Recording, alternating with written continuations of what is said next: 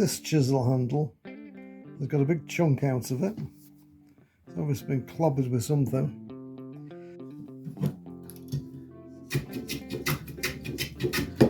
Just create a nice flat surface, and then we're going to glue this scrap of timber onto there. I'm a bit cack-handed there. It's always nice to know. What I'm going to do is I'm just going to use a number 4 Stanley plane. Any plane will basically do. What I want to do is run parallel with the actual chisel handle. I could shave some of that off with a chisel, quite frankly. In fact, I might actually do that first of all. I've got an old chisel here. We'll repurpose this one. So I can take those corners, move that out of the way, and take those corners off first. I'm just using the palm of my hand to control the chisel, because this is hack ash and it is a hardwood. It's an English hardwood.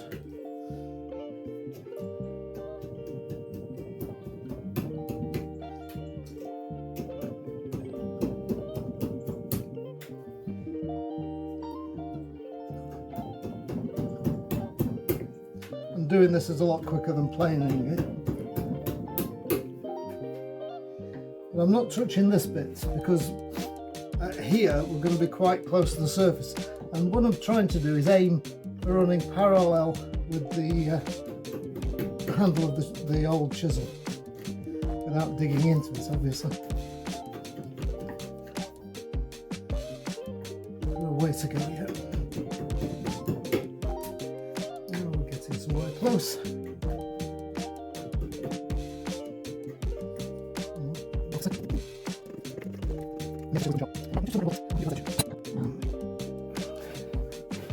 I've left this a little bit too long. We'll come to that right at the end.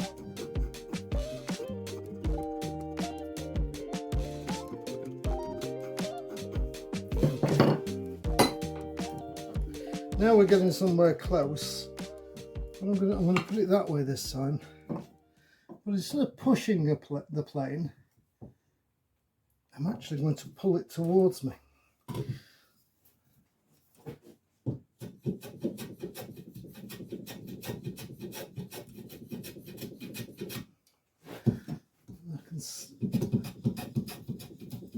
I'm going to work my way around like this. It's quite difficult when you're right-handed doing that. I will go with it that way. But what I'll do is I'll clamp the blade itself. I've got a bit more height on it, and then I can actually see the angle clearer. That's better. I'll work my way around like that. And you notice I've also got the plane slightly skewed at an angle, so you get much more of a slicing cut rather than trying to take too much off. You get a much cleaner cut as well.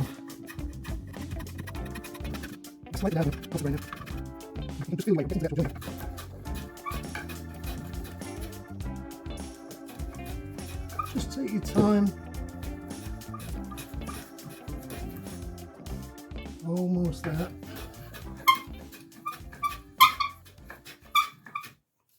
Oh, that's squeaking noise you can hear.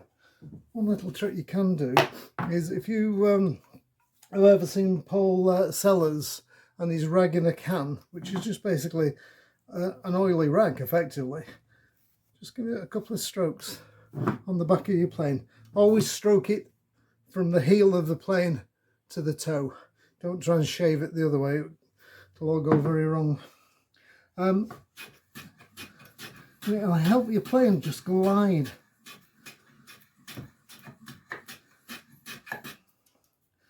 Over the timber. So a shout out to Paul for that one. I think that's a very neat little trick. Almost there.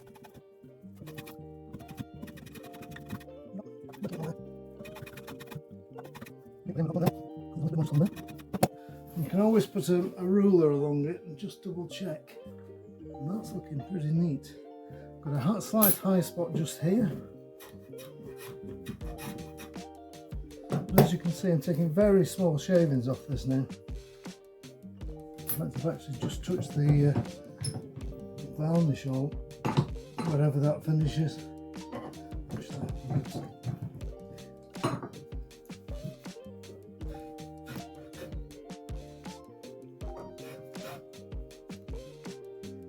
Yep, I think we're there. Could of course use a block plane as well. That would be ideal for anything like this. And I actually just going to use a chisel just to get that last little bit. Turn it that way, you can see what I'm doing. Except you can't because I can't see what I'm doing there. There we go. I can just feel it with my fingers that just a tiny bit just there. That's got it. A little bit there. And a little bit just there as well. Oh, my big head isn't in the way while I'm doing this. Yep, that feels pretty good. Let's just grab some sandpaper. In fact, there's a piece here. I'm just going to go slightly diagonal, just to take the high spots off.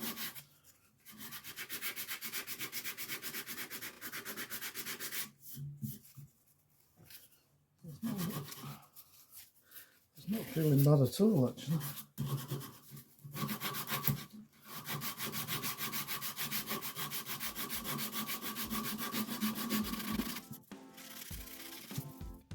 A little high spot just there, I can feel. Just there.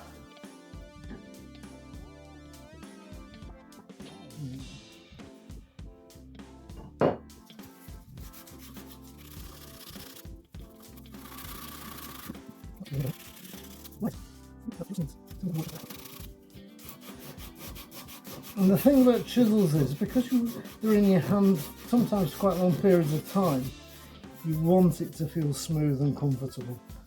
And any little ridges at all, you will be aware of them.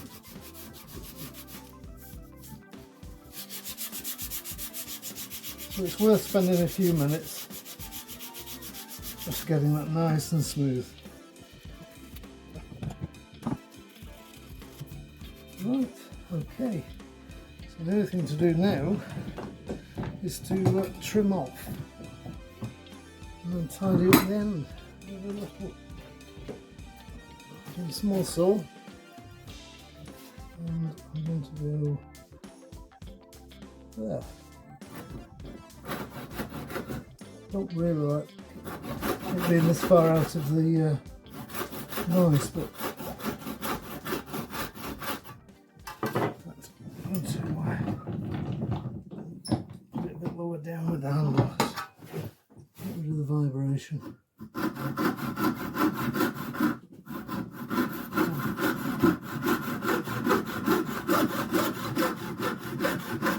Just taking my time, there we go. And now, what I need to do is just shape that end. I'm going to just do that by pairing, which is just diagonally sort of slicing across the timber. Just a little bit at a time.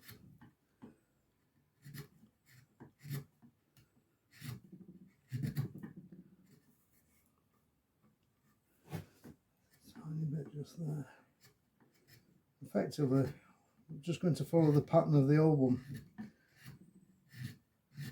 And I'm using the chisel in a way that my fingers choke it. I've got my fingers wrapped round the chisel so it can't slip, which is very important because you should never cut towards you. My other hand is lower, so if I do slip, it's going to go above my fingers, not into my fingers. Because I don't know about you, but I don't want to trip to A&E.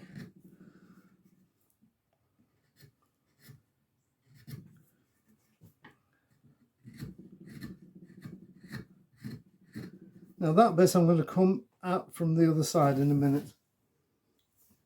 I just want to have a look at the actual angle that I've trimmed, see if it needs a little bit more. There we go. So, because the end of a chisel is slightly domed, turn it around that way, right down into the vise.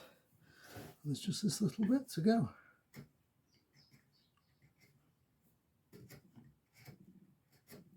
And it's better to take half a dozen small cuts than try and take one large one. Gives you much more control.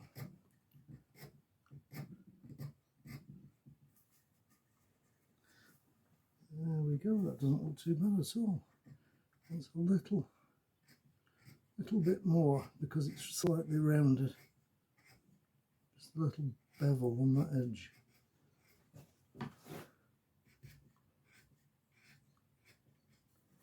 There we go. Now I'm literally going to just sand the top of it and work my way around, because you want that to feel nice and smooth, because your palm of your hand rests on this.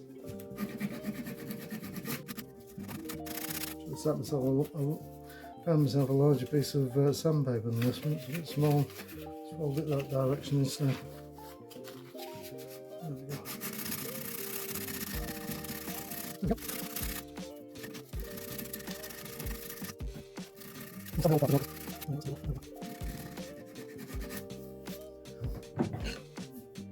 Okay, well, it's not looking too bad at all now.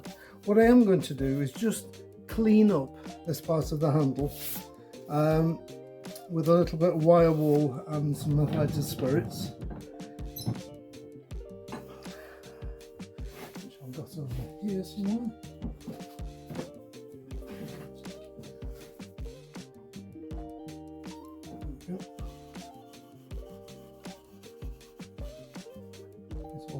Get some of the muck and grime off it. But effectively, this chisel is actually getting somewhere. I mean, the blade still needs to be sharpened and cleaned and the back flattened. But we've looked at that in previous videos. And I'll leave some links down below so you can take a look at those for yourself as to how to bring an old chisel blade back into use, and how to get the back flat, and how to sharpen it as well. Because there's no point in going to this trouble with the handle if the blade's no good. Because what you're going to do, just look at it.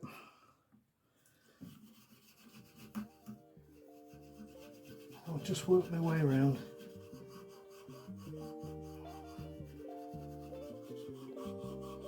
It's just years and years of whoever owned it before. Their hands have been on it. And the general muck that you get, and sweat, and other wood finishers that might have been around or on their hands when they were doing work.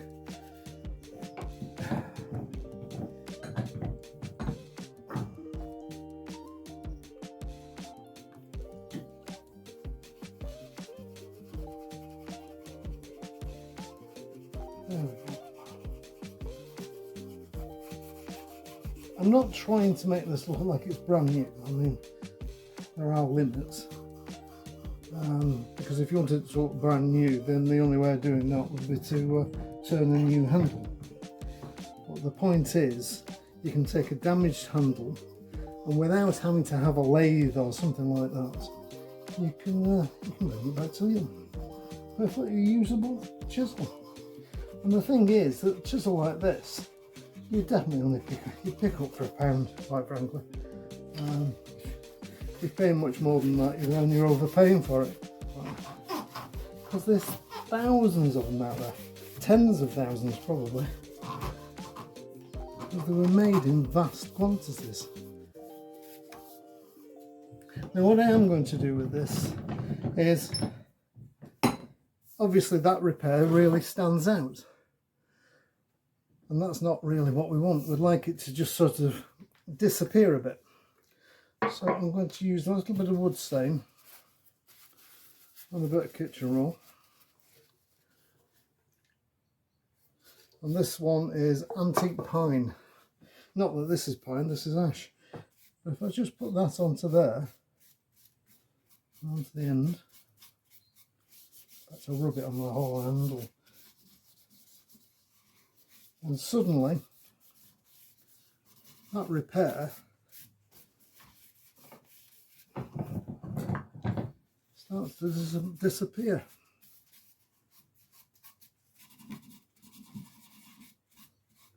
And that's just a simple wood stain. That's all that is. Any brand will do. It doesn't matter what the brand is. It's more a case of matching the colour. But there's the repair. Can you see that? I mean, if you look very closely, yes, you can see where I've spliced the two things in. But that makes a perfectly usable handle now. It needs to dry off, and then once it's dry, I will I'll put some linseed oil on there. So we'll just leave that to dry. Right, our wood stain has dried, and I'm just putting some tung oil on just to finish the handle off. That's looking really good, and you can barely see the repair. Even in fact, I'm going to hold that right up close to the camera. You probably can you make that out? Just about make that out. Slight tonal difference. But it was repaired with hand tools, no lathe required.